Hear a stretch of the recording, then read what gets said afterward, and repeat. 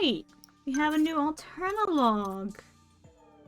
Let's see this. The years passed by with prosperity. The population of Alterna grew like a rising tide.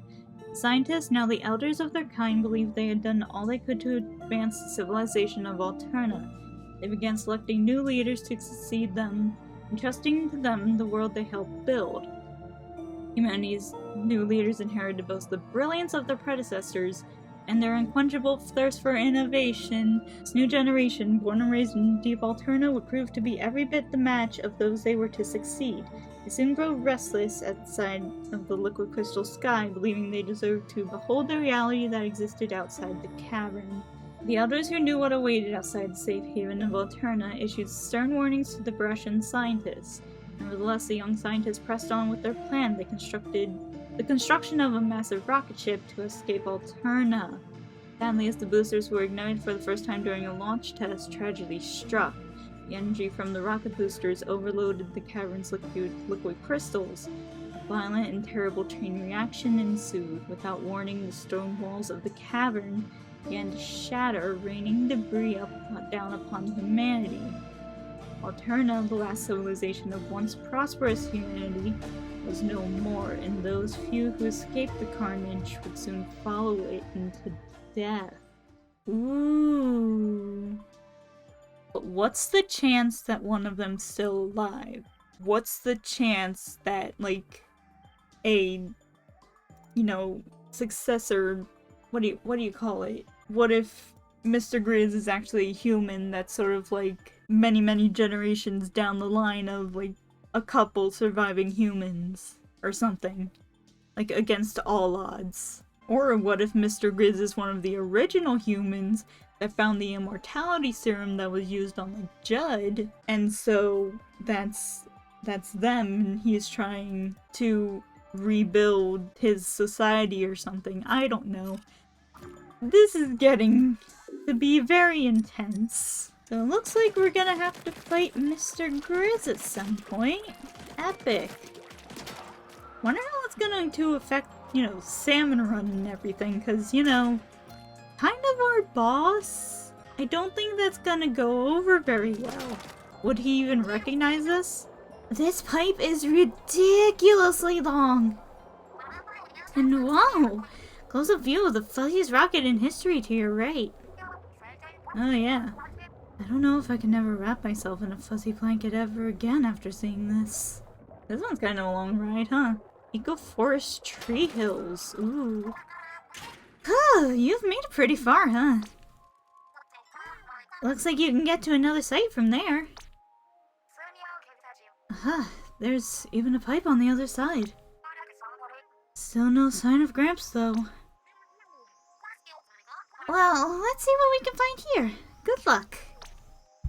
Alright, and little buddy's already found something. Up to me. Just eggs. Oh, sunken scroll. Nice. That's number 19. Oh, it's them. Letter of appointment. Employment. New Squidbeak HQ. First Splatoon. Adjustments promoted to captain with emoluments of pay grade 33. Craig Cuttlefish. Oh, that's pretty cool. Oh, and it has like a diagram of his hat. That's neat. I also really love how calm the music is in Alterna. Definitely once Splatoon comes out, I'm definitely gonna have to put some of this in my playlist. It's just way too good. Thought there would be something back here. Another sunken scroll. Thursday night. Friday morning at 1 a.m. It's the 100th episode of Mari After Midnight, and a special guest stopped by to help me celebrate, my cousin Callie. The Squid Sisters Grab Fest. We could not stop talking. Not kidding, we went over scheduled end time by 5 hours. Oops. So they have or Mari has a podcast. Oh yeah, I think that was maybe in the Squid Sisters stories for Splatoon 2? Honestly, can't remember, but I think that was mentioned before at some point. Grab all the power eggs within the time limit. Ooh. This one's like a Like a Pac-Man maze of sorts. And there's flutters. Oh yeah, it is just a Pac-Man maze. Don't go that way, don't go that way.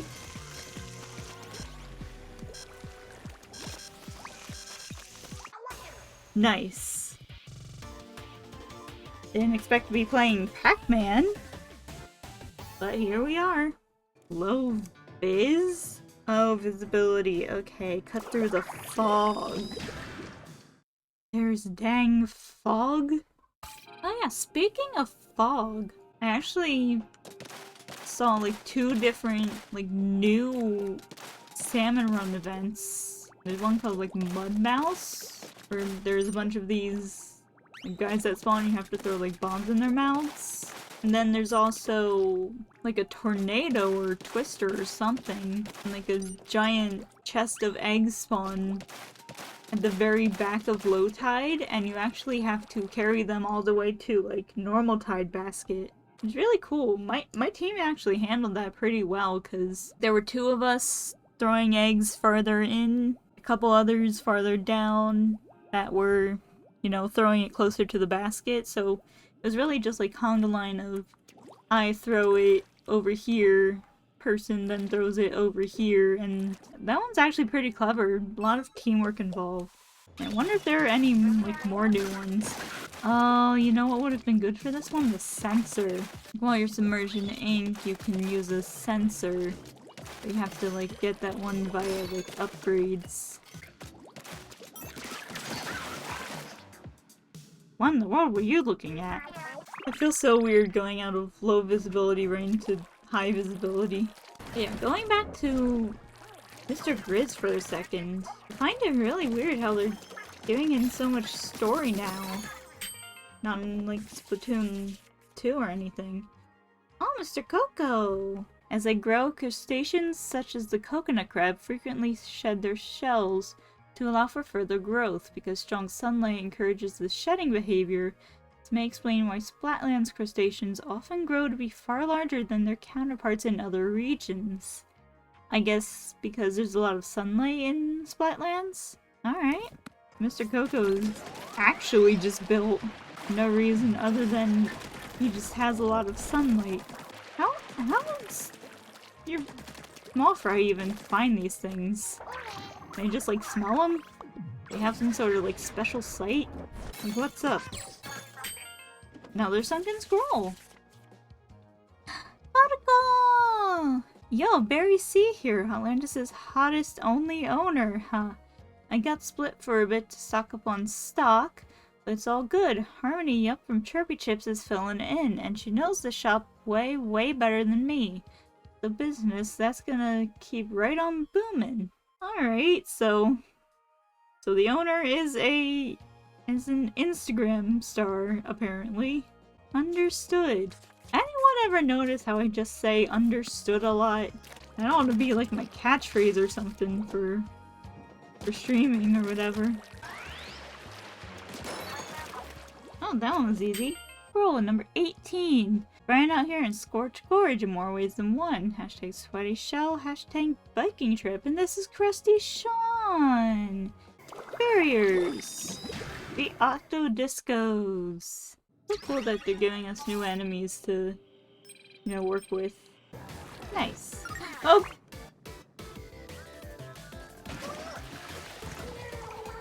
Did not know there was a fall there. Making waves with splashdowns. Ooh, using splashdowns to reach the goal. I wonder if they might add back splashdown in like a new update. It seems weird to just have them single player only. Like it's teaching you to use this thing that you can't even use. I used to use this all the time because it had ink brush. Of course, base kit ink brush. Had splashdown as its special. Thanks, Callie. Man, that sounds like something I would say to someone as like a pro tip, like, hey, don't fall. Wonder if we'll ever get like an 8-ball level in this story mode.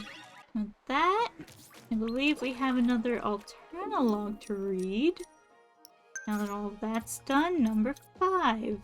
As the inner walls of Alterna collapse, thousands of tons of rock and liquid crystal plunge into the waters below.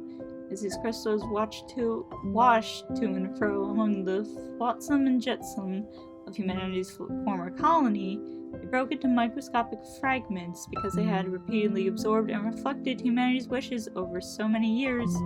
Crystals retained those feelings. Little by little, the squids, octopuses, and assorted sea creatures that thrived in the waters of Alterna absorbed these crystals into their bodies. This process continued until one day the marine organisms began to feel something fresh. These fresh impulses bore a striking resemblance to humanity's passive desire to return to the Earth's surface. Spurred by these impulses and whatever else might have been floating in the polluted waters, sea creatures began to evolve rapidly. That's a cursed picture down there. Each species developed pulmonary respiration, mobility, and other traits consistent with land-dwelling creatures. They began to adapt. Their intelligence grew at a remarkable pace across generations. Some species even gained extraordinary camouflage abilities. A point of no return arrived. The sea creatures of Alterna set foot on dry land and never looked back. Like humans, they strove for the surface. Of course, survival on land was harsh. Creatures were persistent. Soon they found the tunnels that humans had used to escape the apocalypse. With their path forward now clear, these fresh fledgling beings left the ruins of Alterna behind and set their sights on the surface world. So, these aren't just like normal sea creatures. These are like Anglings, Octarians, and like everything else originated in Alterna. It's honestly pretty cool. Final Island. Is this one the farthest out? Sure feels like it. What was that in the water? I thought I saw something. Happiness Research Lab? I'm sure we'll find out when we get there, for better or worse. I see lots of sea, but there's hardly any land. Wonder how long it's been like this. Oh hey! I'm getting a whole bunch of readings from the top of that weird-looking building over there. That's gotta be Gramps. Come on, Agent 3, let's go! Ooh, second scroll. 21. Ah, the dried squid. Of course. Seems these are instructions on how to mummify an inkling. Maybe in olden times, inkling thought if they preserved their bodies after death, they could be revived someday. Well, there's no way this is the real one stuck here, right? No, of course it isn't, right? Right. Yeah, remember when they tweeted out a dried shrimp on Valentine's Day? Or something like that? This... Another sunken scroll. 22. Perlina! After leaving from Ingoblis Square to the world stage, Off the Hook has found their new side project, performing vocals for a rising rock band as Damp Socks featuring Off the Hook. Discovered online, their super talented collaborators offer an upbeat, melancholy sound that had Off the Hook hooked. Oh, more lore for Perlina. And there's another sunken scroll. Operation Little Judd's Judgy Judgment. Praise behavior. Analyzing praise fur quality. No imperfections found. Guess I'll just go after the toe beans. Aww. Is this like the scientist's notes on like Judd? Like the professor that was his owner. Aww. That's cute if it is. It's really cute if it is. The enemy sneaking around in the mist and reached the goal. Now there's mist. And here's the Octoling music. I can recognize that song anywhere. So they're actually really good in this game. Octolings? Already down. Surprised it took this long for them to introduce Octolings. Normally they have at least like one Octoling level per world in the other ones. Reach the goal quickly? Huh. Don't know what that means. Am I gonna have to do that within a time limit? Oh, that's what you mean by sinking. And quickly. Alright. Actual speedrun level. Oh. Oh, it's gonna be one of these. Ooh. wow. They're not giving you any checkpoints? What is this? I'm treading a very thin line here. Where do I go? This way. Nice, nice. Oh boy! Let's go. That one was stressful. Alright, there's gonna be another ink saver. Yep. You should go before running out of ink. Limited ink. Nope, don't need you. I can walk. Goodbye, I don't need you. Why are you still following me? There we go. I just gotta get to the end. Yep. I barely used any ink. I just walked everywhere. That was honestly pretty easy. If not for the hundreds of Octarians following me to places where they really shouldn't be. Shrine decoration. Or I forget what that's called. It's like a Toby or something. Something. Tori. I think it's called a Tori. I might be wrong on that. Don't quote me. Nice. Sniped him with the stamp. And then back to where we started. That's the final something scroll, I'm pretty sure. Yep. Subject name Marigold. Nishio Oranda. Elias. Anarchy District 3-something.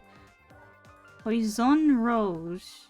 Elias. Rue de Blanc 19-6. Chateau Bateau. Ranchi U Elias. Southgo Province. Tailfield City. Blank District. Are they like criminals? Wanted or something? What's going on here? What is up with Marigold? What's with Marigold? Ooh, inkjet level. Ooh, almost didn't make it there.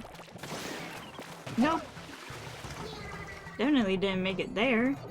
Dive and dash. All the way down here. Reach the goal within the time limit. Oh boy. Time limit.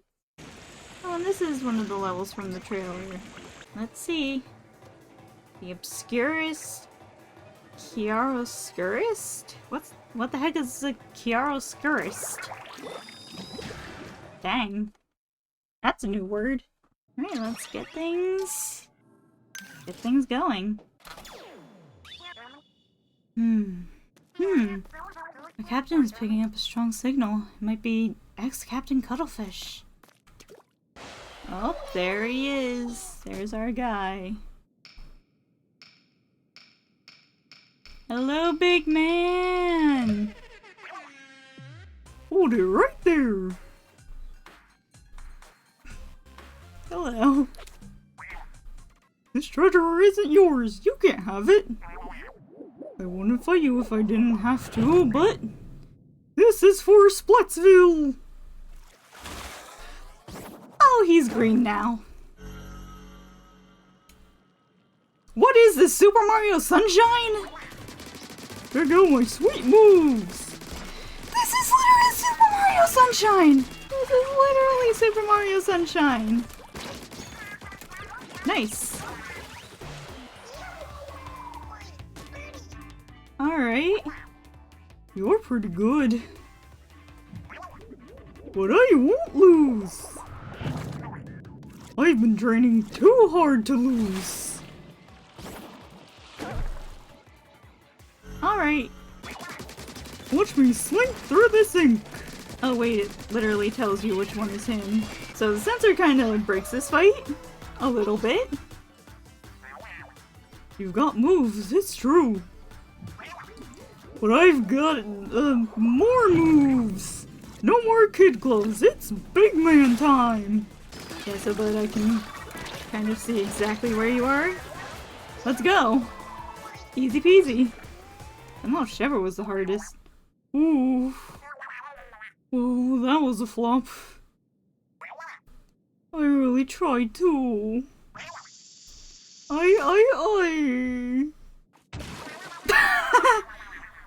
Looks like Big Man's blasting off again! I have to do that every single time. It's an obligation. Well, it's not Gramps, but we should probably grab this thing anyways since we fought for it. Is that a motor? Are you trying to make a car? Uh-huh. Uh-huh. The captain says you crushed it, Agent 3. And they also had some choice things to say about Deep Cut. Wouldn't want to be them right now. Read me? Come in, do your copy. Gramps, we read you. Not exactly loud and clear, but we read you. What's up? Are you okay? What's happening where you are? Huh, finally got this damn blasted thing working again. Okay, so here's my report. Being held captive by someone or something calling themselves Mr. Grizz. I heard that loud and clear. As for where I am, beats me. But my left knee is aching something fierce, which means I'm at altitude, somewhere high up. Well, that's a pretty good hint. There's only one place that fits the bill, right? Well. Your engineer may have betrayed this location, but don't expect any workers' comp. Thank you for this, by the way. I won't underestimate the legendary leader of Squidleaks Splatoon ever again. I'll just go ahead and deal with you now, before you become an actual inconvenience. Wait a minute. Hey, what's that? What do you think you're doing? Yeah! Uh-oh. Huh, that didn't sound too great for Gramps. Gramps, we're coming for you. Stay strong. Oh boy. Just as soon as we figure out how to get to wherever you are. Hey Deep Cut, you want to help us? Do you think some of the stuff we collected might come in handy? Agent 3, why don't you go take a closer look at it? Might just be our ticket into that rocket. Alright. I think it's pretty clear that we have to get into that rocket somehow. Are you ready to try this? Hold on 1 second, I want to read my stuff. Alright. And final Alternalog. The land of fresh beginnings. The beings that had emerged from the water soon emerged from the cavern of Alterna itself. From there they flourished quickly. It wasn't long before they had explored every corner of the world. This epochal event gave great significance to the crater above Alterna and its surrounding territories, now referred to as the Splatlands. The region would, from that point on, be known as the Land of Fresh Beginnings among the creatures that now thrive on the surface. These newly evolved beings, having scattered themselves across the globe, soon gave rise to distinct cultures and unique ways of life. Out of all the species now roaming the earth, squids and octopuses soon distinguished themselves via intelligence and fresh vibes, so to speak. It wasn't long before they became the apex species of the planet. Now I must fast forward a bit. 5,000 years later, a peculiar individual was born. The squid quickly rose to fame in the Splatlands due to some unique characteristics. Yes, this individual was embraced as a prophet, gifted with numerous revelations that they shared among their fellow squids. It was another turning point for squid kind. During this period, the foundations for modern cephalopod civilization were laid. The individual squid is now widely known and celebrated as the progenitor of the modern-day Inkling. Oh, that is a very cursed image. You know, squid people. But their heads are actual squids. Oh boy.